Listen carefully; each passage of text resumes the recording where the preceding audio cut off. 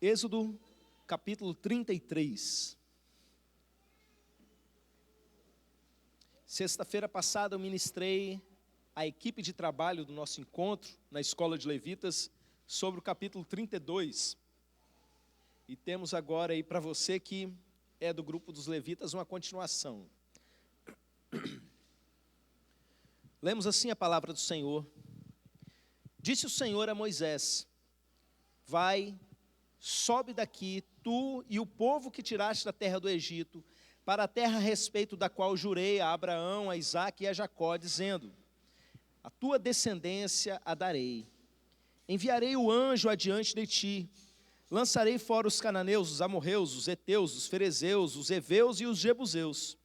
Sobe para uma terra que mana leite e mel. Eu não subirei no meio de ti, porque és povo de dura cerviz, para que eu não consuma no caminho, para que eu não te consuma eu no caminho. Ouvindo o povo estas más notícias, pôs-se a prantear, e nenhum deles vestiu seus atavios. Porquanto o Senhor tinha dito a Moisés: dize aos filhos de Israel: és povo de dura cerviz, se por um momento eu subir no meio de ti, te consumirei. Tira, pois, de ti os atavios, para que eu saiba o que te hei de fazer. Então os filhos de Israel tiraram de si os seus atavios, desde o monte Horebe em diante. Ora, Moisés costumava tomar a tenda e armá-la para si fora, bem longe do arraial. E lhe chamavam a tenda da congregação, ou a tenda da presença, ou do encontro. Todo aquele que buscava o Senhor saía à tenda do encontro que estava fora do arraial. Quando Moisés saía para a tenda, fora, todo o povo se erguia, cada um em pé, à porta da sua tenda, e olhavam pelas costas até entrar ele na tenda. Uma vez dentro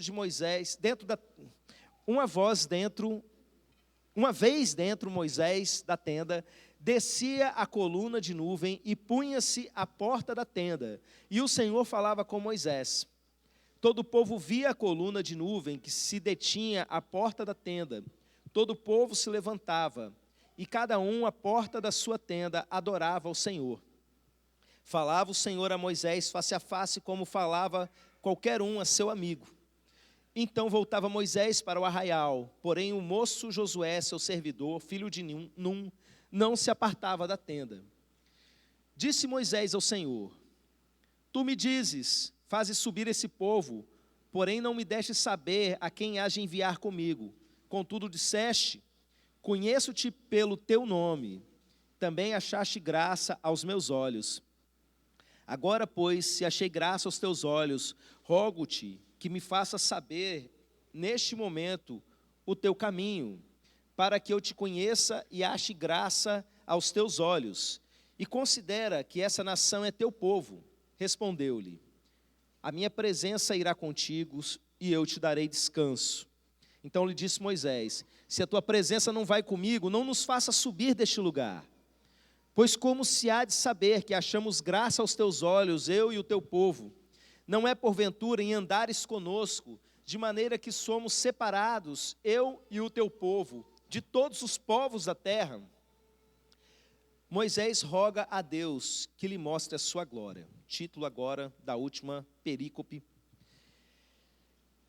Disse o Senhor a Moisés: farei também isto que disseste, porque achaste graça aos meus olhos, eu te conheço pelo teu nome. Então ele disse: rogo-te que me mostres a tua glória. Respondeu-lhe: farei passar toda a minha bondade diante de ti, e te proclamarei o nome do Senhor. Terei misericórdia de quem eu tiver misericórdia, e me compadecerei de quem eu me compadecer. E acrescentou: não me poderás ver a face, porquanto homem nenhum verá a minha face e viverá. Disse mais o Senhor: eis aqui um lugar junto a mim, e tu estarás sobre a penha.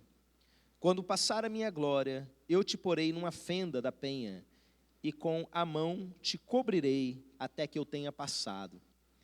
Depois, em tirando eu a mão, tu me verás pelas costas, mas a minha face não se verá. Amém. Você pode orar por mim nesse momento? E depois eu vou orar por você.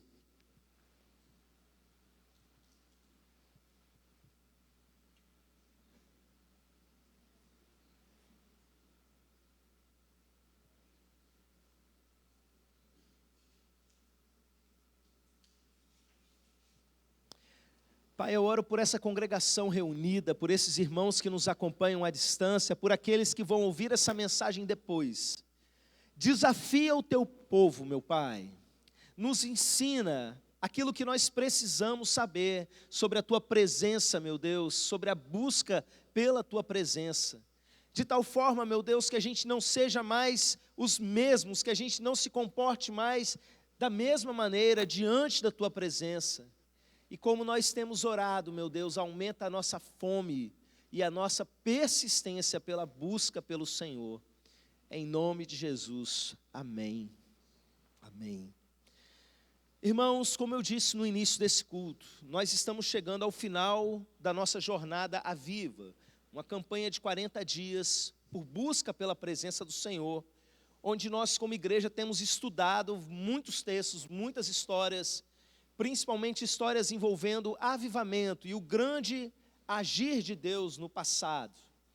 E a gente tem visto, eu tenho dividido com os irmãos, algo que eu tenho aprendido ao longo de muitos anos, em que o agir de Deus não se limitou simplesmente ali ao final da escrita das Escrituras. Algumas pessoas argumentam até hoje que é como se o Espírito Santo tivesse sido sepultado junto com o último dos apóstolos. E depois dos tempos bíblicos, não existiu mais milagre, não existiu mais um grande mover de Deus. E nada pode ser mais mentiroso do que essa bobagem. Nós temos visto ao longo da história da igreja, e principalmente mais recente na história da igreja, um mover crescente do Espírito Santo de Deus no meio do seu povo, um derramar, uma restauração da igreja, em uma série de coisas, e nós temos aprendido que Deus manifesta sim a sua presença no meio do seu povo. Nós não só temos aprendido isso, como temos desfrutado dessa presença maravilhosa dEle.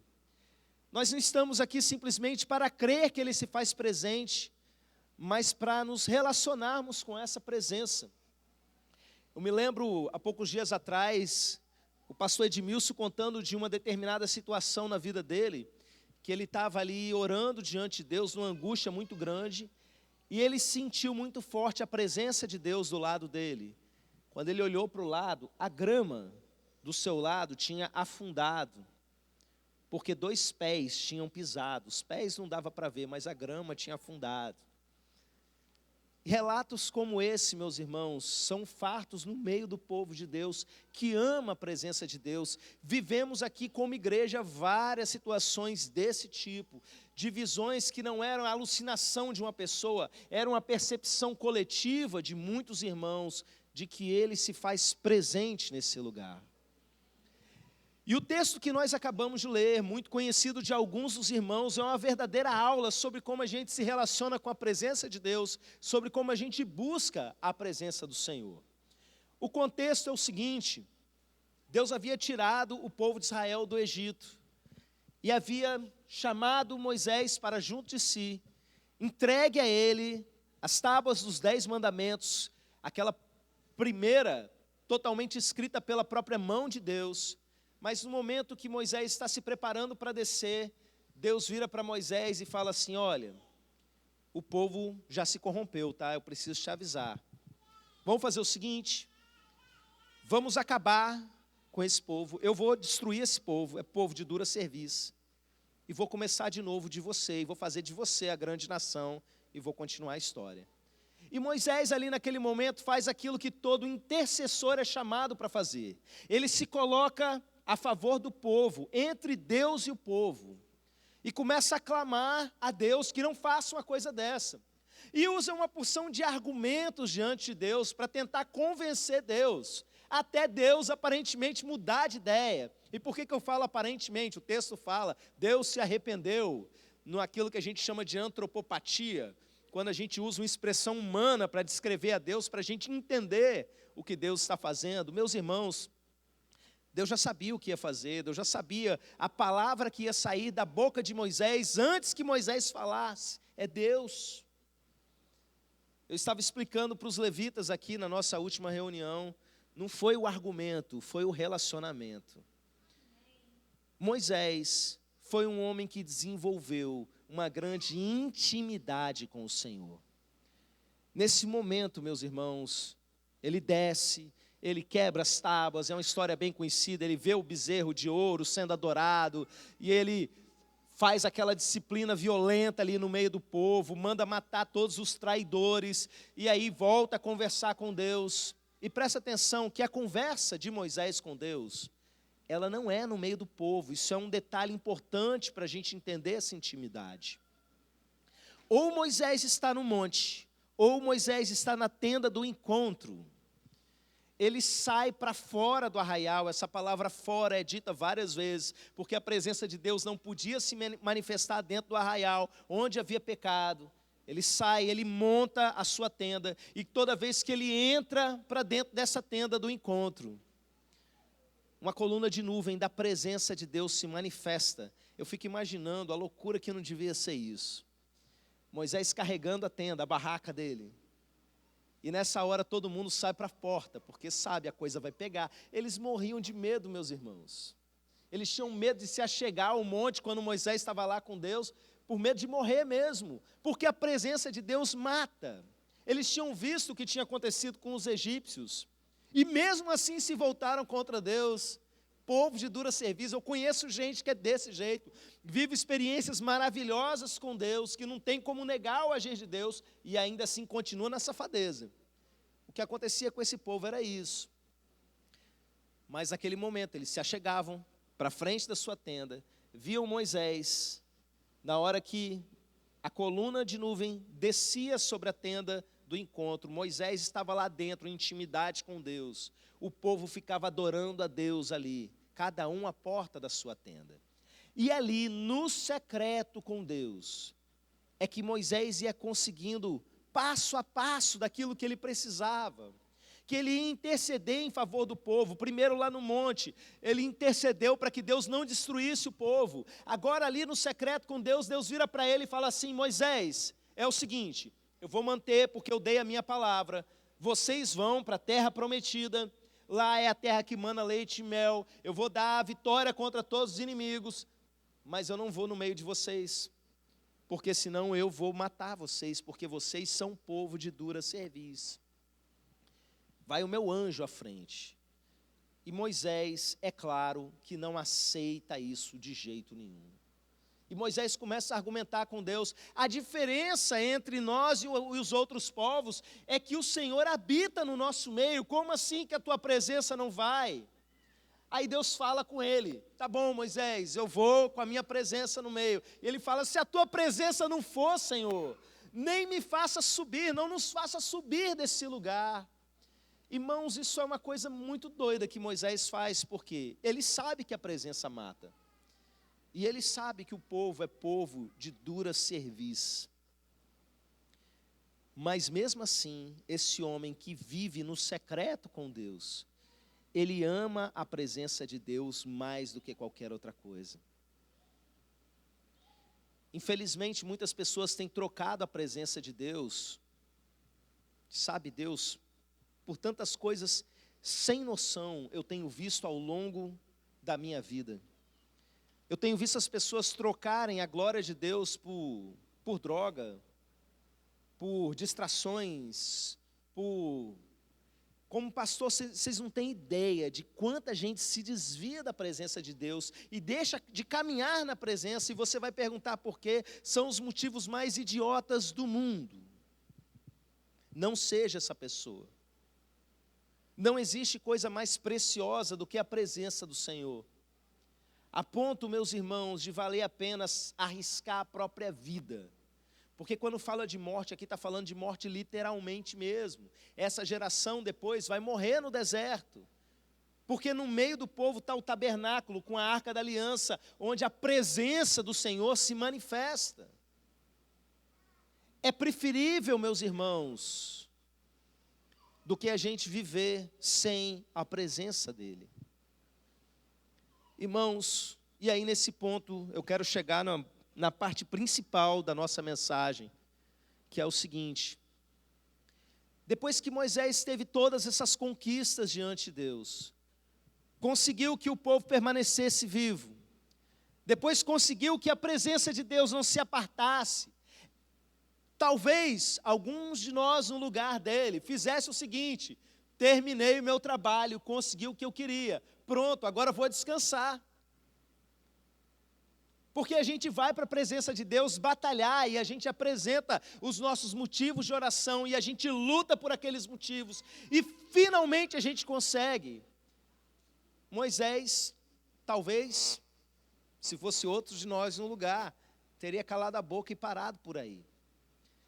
Mas Moisés resolve insistir com Deus e continua pedindo. E o que ele pede agora é muito interessante, porque ele não pede para o povo, ele pede para ele. E não é simplesmente um motivo egoísta, ele não está pedindo coisas para esse mundo. Moisés quer ver a glória de Deus. Olha que pedido mais doido, meus irmãos. Eu sei que para você que já conhece essa história, talvez passe batido e você acha até uma coisa natural, pela quantidade de vezes que você já leu ou que viu a respeito, mas para pensar. Um homem que já tinha passado 40 dias e 40 noites sem comer na presença de Deus, convivendo com as coisas mais maravilhosas de todas. O monte fumegava, estremecia, e ele tendo altas e altas revelações da parte de Deus. O homem que já tinha visto coisas maravilhosas, um mar se abrir. Para você passar, imagina você chegar na beira da praia, encostar um cajado na água e o mar ali na sua frente se abrir, uma estrada no meio do mar.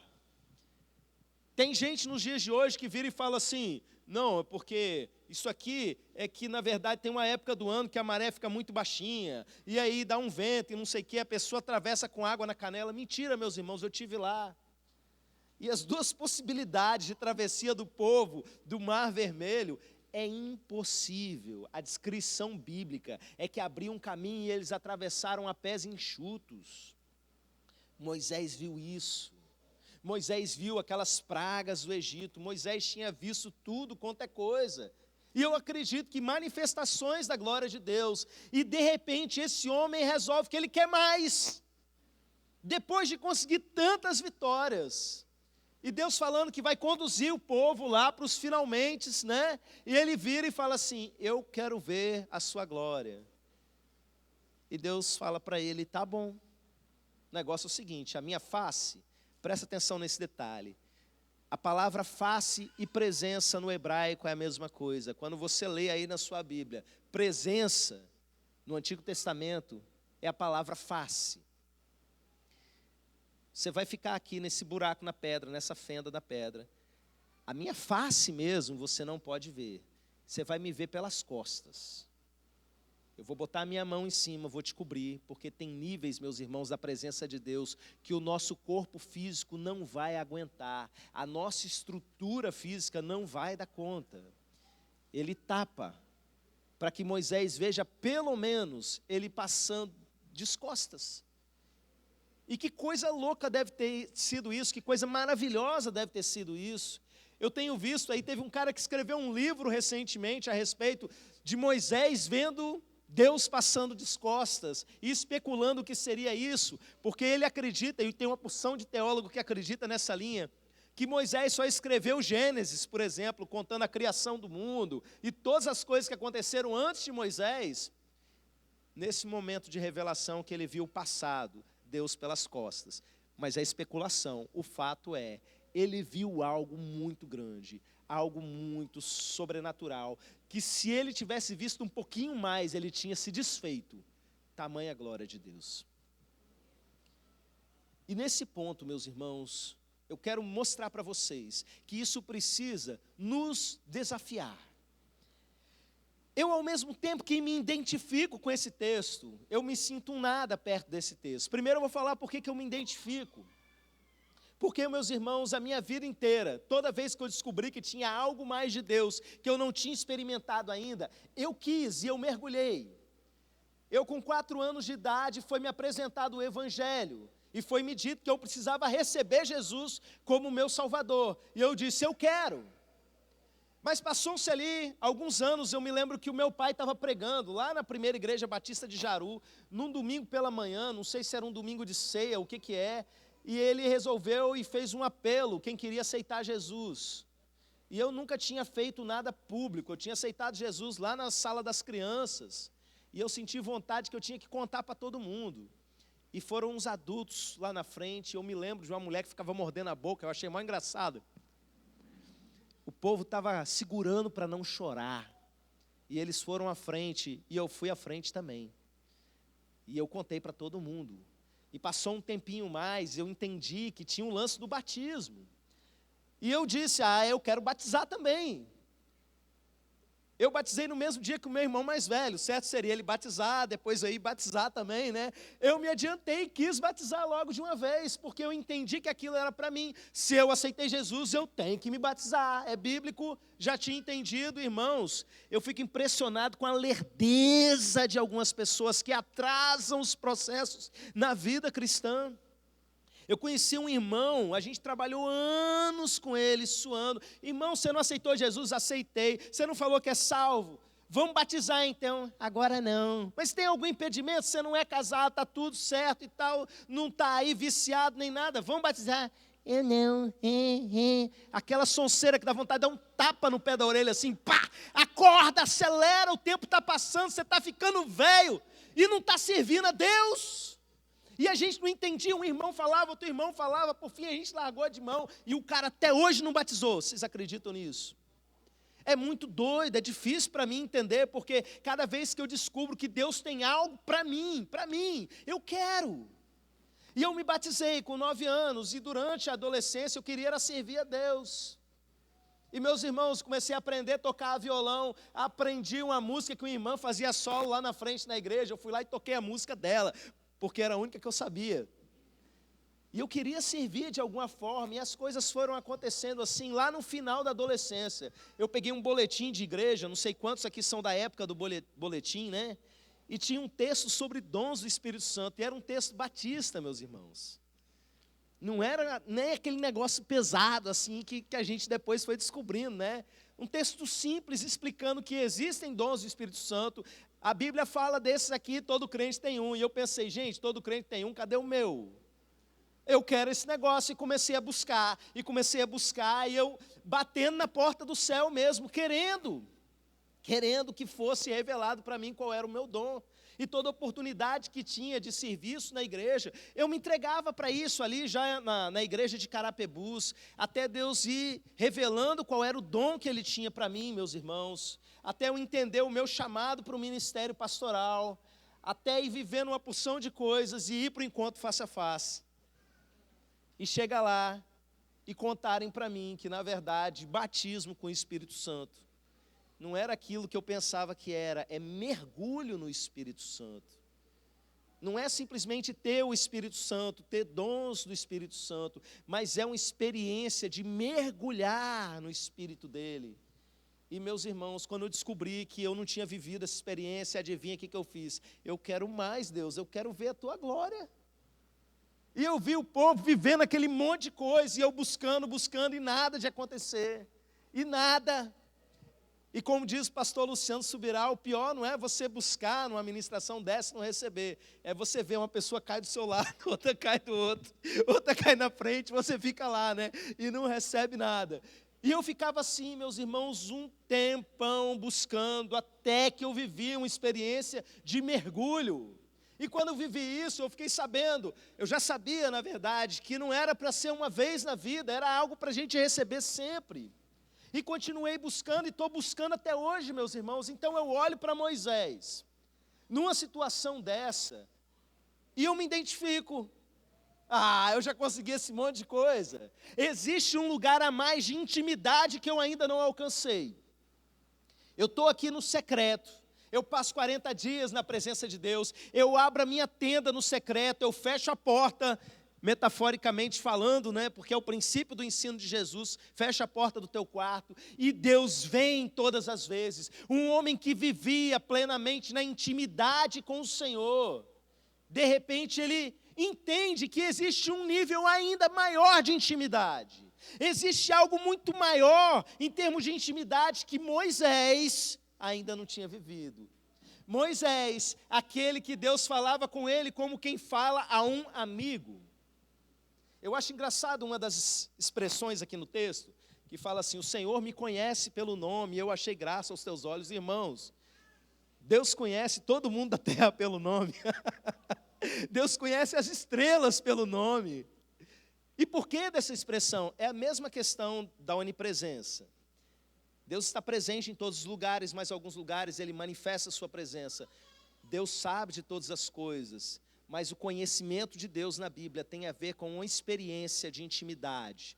O conhecimento de Deus é algo experiencial. Na volta de Cristo, Ele vai dizer para alguns: eu não vos conheço, mas Ele conhece todas as coisas, mas aqueles ali Ele não conhece. Então, quando a gente lê na Bíblia que Deus conhecia Moisés pelo nome, é uma expressão que aponta para a gente que existia relacionamento entre eles, existia intimidade entre eles.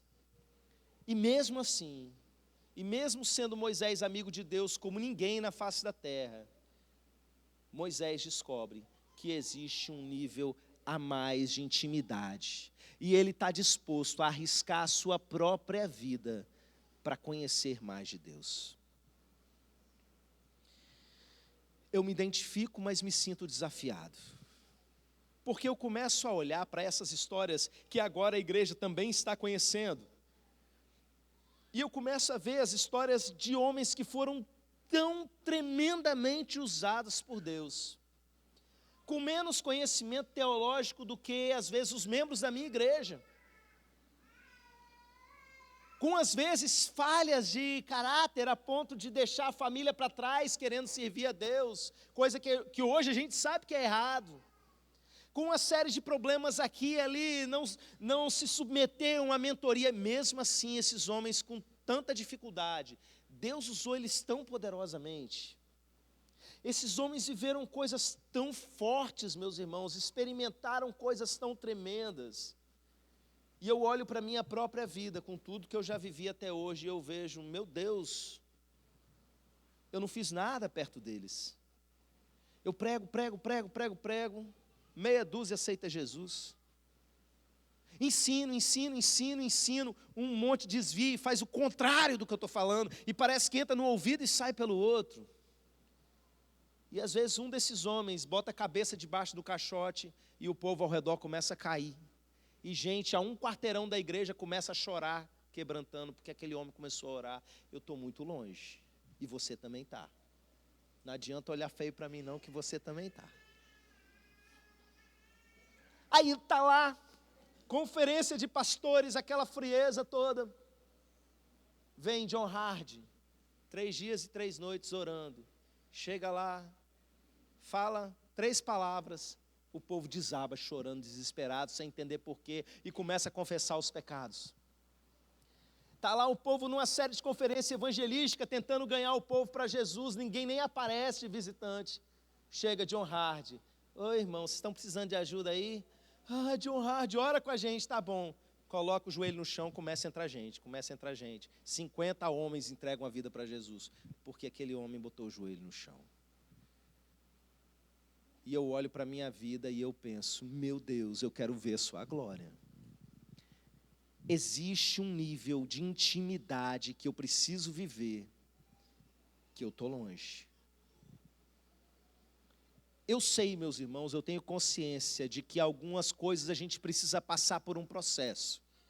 E assim como Deus coloca a mão na fenda para impedir que Moisés seja morto pela sede dele, né? Eu quero tanto ver que eu estou aqui, me mostra, né? Calma, senão você vai morrer, deixa eu tapar aqui.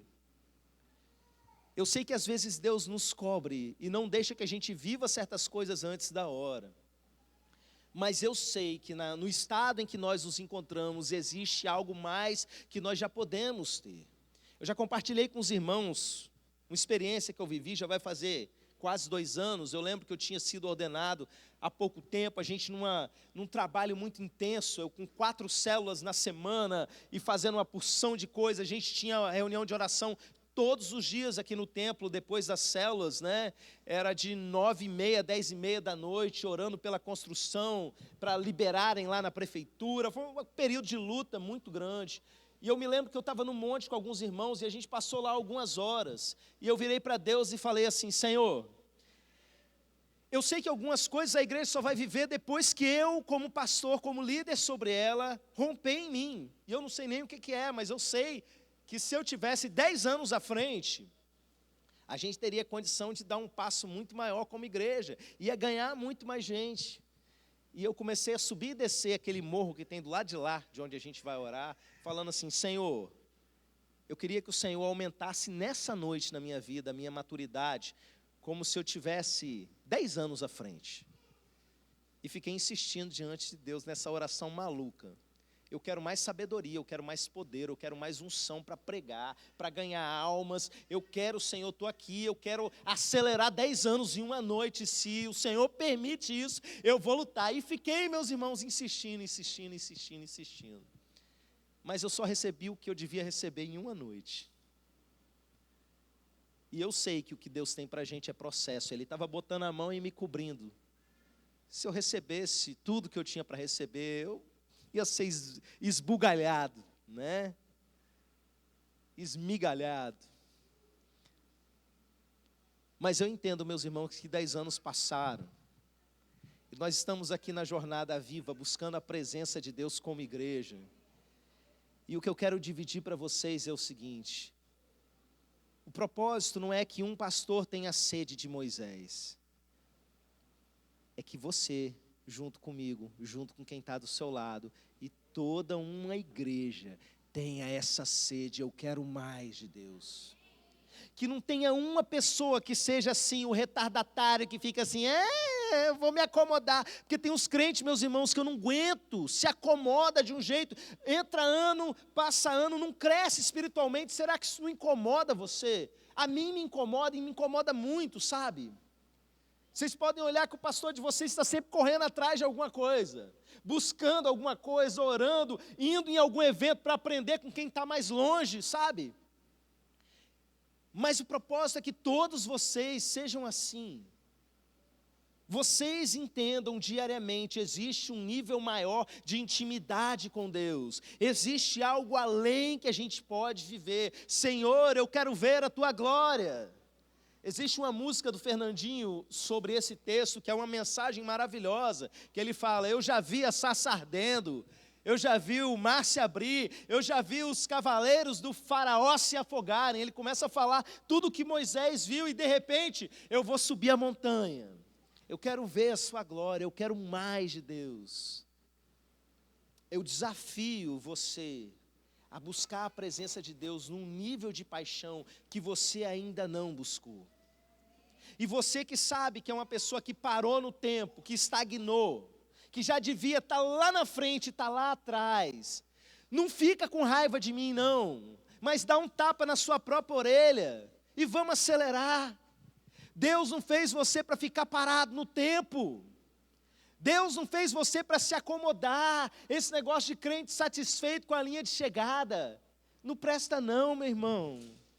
Lembra da história da bolinha? Toda chegada do encontro, antigamente, eu fazia isso. Eu botava uma mesa aqui, um pranchão, né? E eu pegava a bolinha e mostrava: a vida do crente é isso aqui, ó. Se você não está indo para cima, na hora que a bolinha para de subir, ela começa a descer.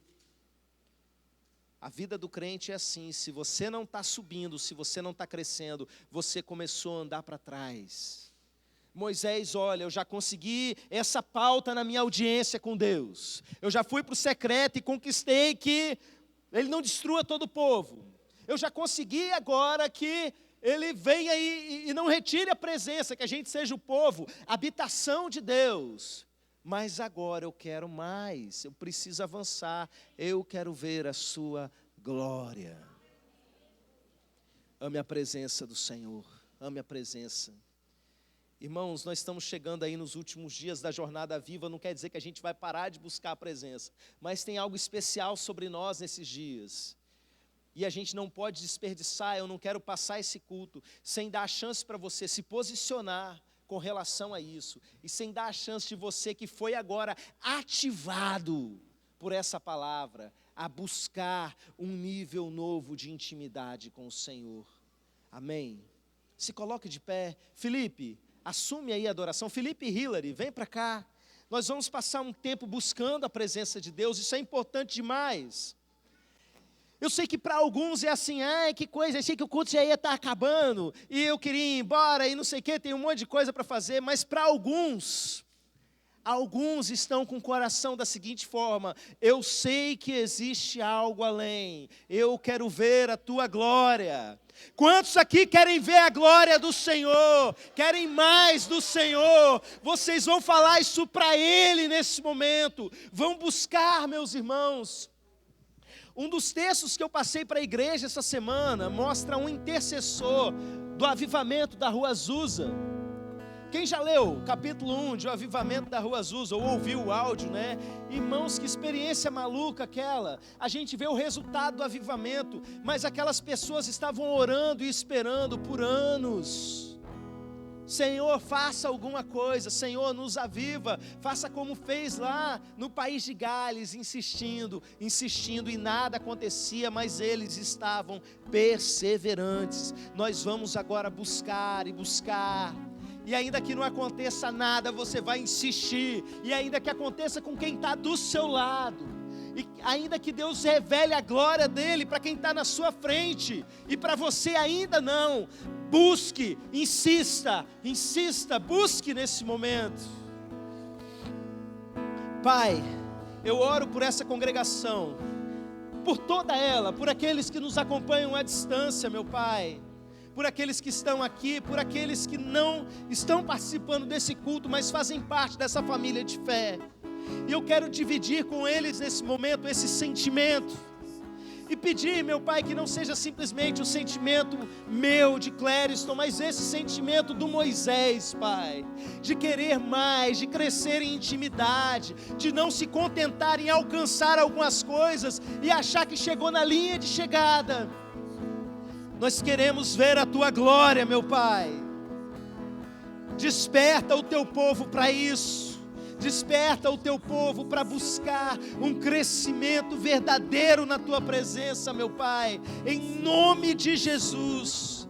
Queremos, meu Deus, aquilo que o Senhor puder acelerar em nós, que o Senhor acelere nessa noite, o máximo que nós podemos aguentar para hoje, meu Pai, o máximo que nós podemos aguentar para esses dias, meu Deus, sem sermos despedaçados pelo Teu poder, que o Senhor derrame sobre nós agora, em nome de Jesus. Continua buscando, meu irmão, levanta a sua voz e busque. Estão no Teu trono, Senhor.